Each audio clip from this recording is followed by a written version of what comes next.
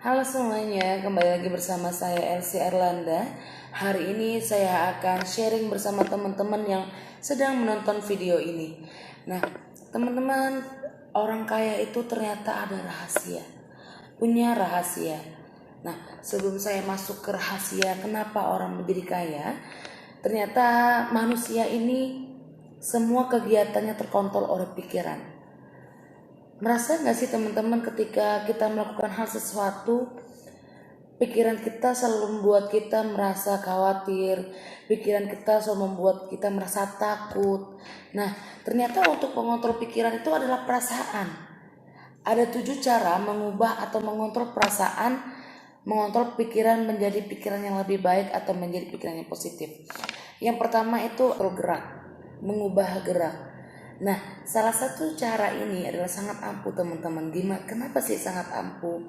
Ternyata misalkan kita sedang berpikir negatif, kita sedang lemes atau segala macamnya, terus kita ubah gerak kita menjadi lebih aktif, contohnya seperti loncat-loncat, lebih lari atau segala macamnya.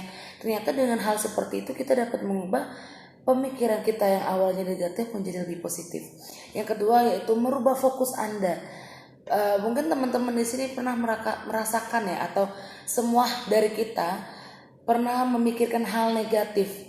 Nah, coba teman-teman ubah hal negatif ini menjadi hitam putih. Lalu ketika menjadi hitam putih ini, teman-teman buang jauh-jauh hal negatifnya, ambil sisi positifnya.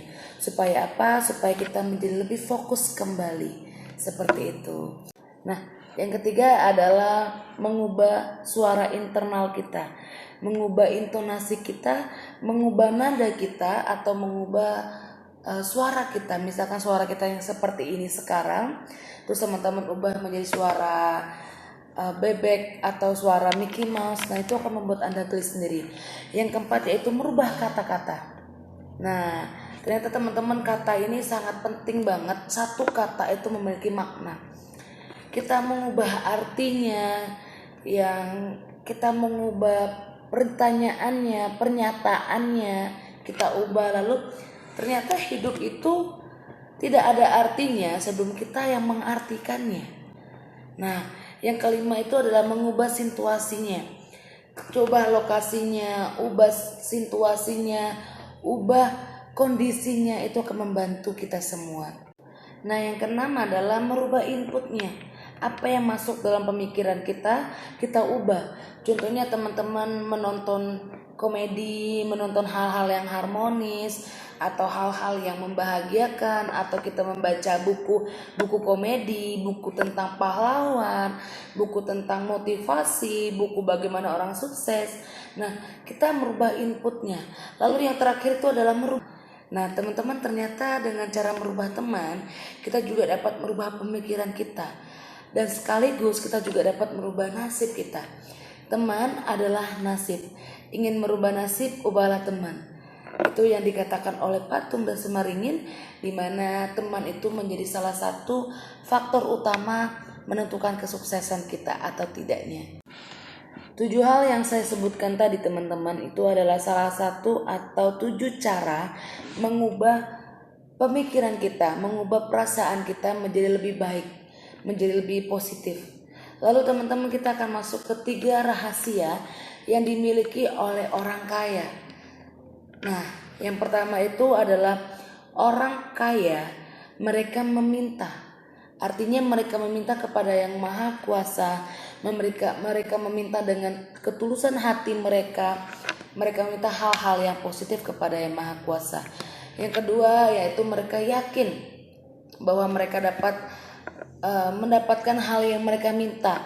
Misalkan contoh mereka minta mobil, mereka yakin mereka mendapatkan mobil ini dengan segera. Mereka yakin mobil ini akan datang dengan sendirinya. Mereka yakin bahwa mereka dapat membeli mobil ini.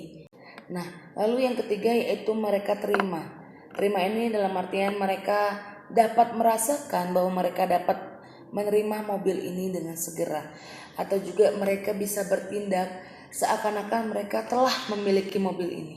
Nah, ketiga kegiatan ini, ketiga cara ini adalah rahasia yang dimiliki orang sukses. Yang pertama mereka meminta, yang kedua mereka meyakini, yang ketiga mereka terima. Nah teman-teman, ada nggak dalam hati teman-teman meminta secara ikhlas, teman-teman menerima secara ikhlas, atau teman-teman merasakan atau meyakini dengan hati yang tenang, iman yang kencang atau iman yang kuat, bahwa teman-teman dapat melakukan hal ini, dapat menerima ini, dapat mendapatkan yang teman-teman inginkan. Nah, selain dari 3 rahasia tadi teman-teman, ternyata ada 3 jurus yang dapat mendorong hal itu cepat terjadi. Yang pertama itu yaitu bersyukur. Kita bersyukur kita mendapatkan hal ini, kita bersyukur dengan gaji segini, atau kita bersyukur yaitu Tuhan memberikan kita nafas, kita bersyukur Tuhan memberikan kita waktu untuk berkumpul kembali, kita bersyukur Tuhan memberi kita jalan yang baik, kita bersyukur Tuhan memberi kita rezeki yang baik. Lalu yang kedua itu adalah visualisasi. Nah, beri emosi yang positif. Contohnya misalkan emosi yang positif itu adalah kasih sayang, love, cinta. Nah, visualisasi ini juga dapat mendorong ketiga rahasia ini supaya cepat terjadi, supaya segera terjadi. Seperti itu teman-teman. Lalu yang ketiga adalah gift. Nah, pasti teman-teman di sini merasakan gift apa yang kita berikan.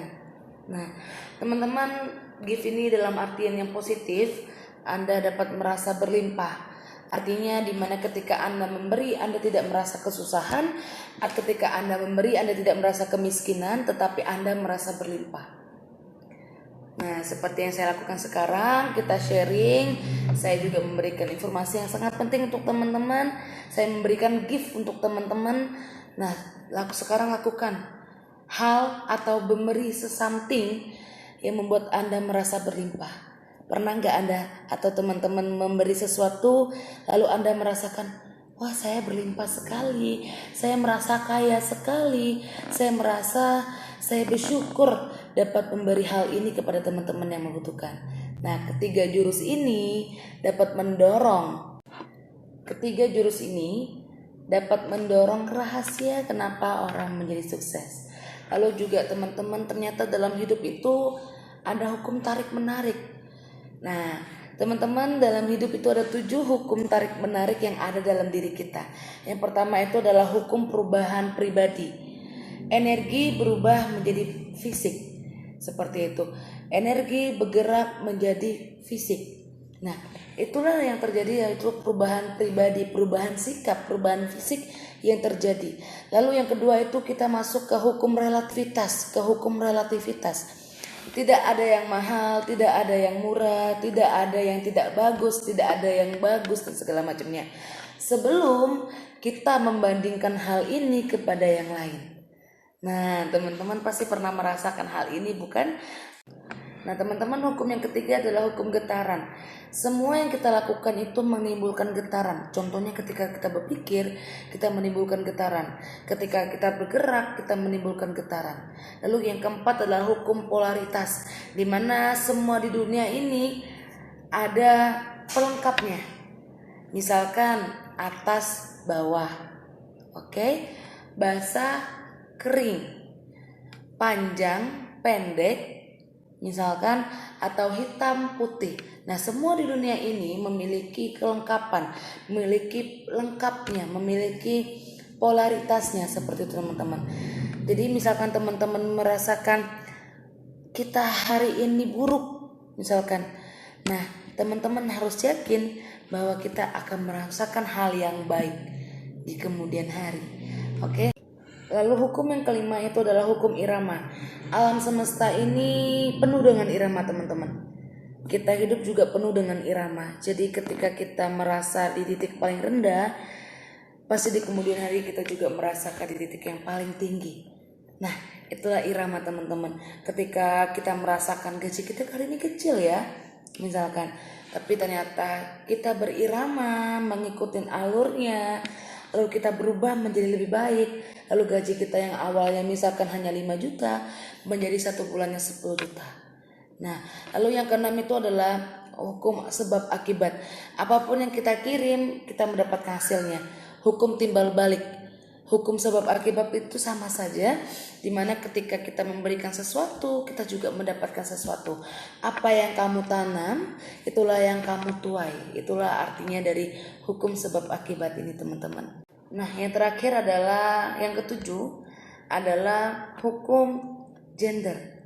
Nah, mungkin di sini teman-teman pasti merasakan perempuan mendingan gak usah kerja, perempuan mendingan di rumah saja, atau perempuan kerjanya ngurus anak saja atau segala macamnya.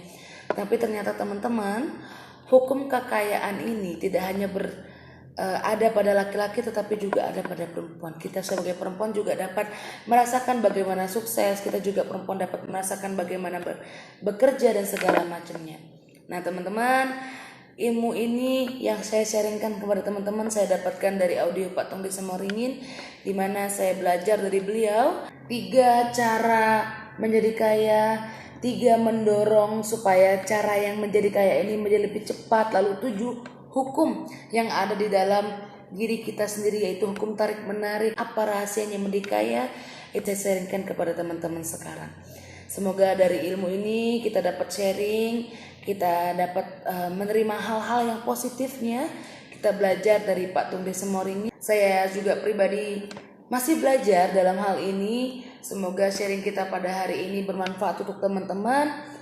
Dan saya Elsie Erlanda. Semoga kita dapat bertemu kembali di video selanjutnya. Dan terima kasih.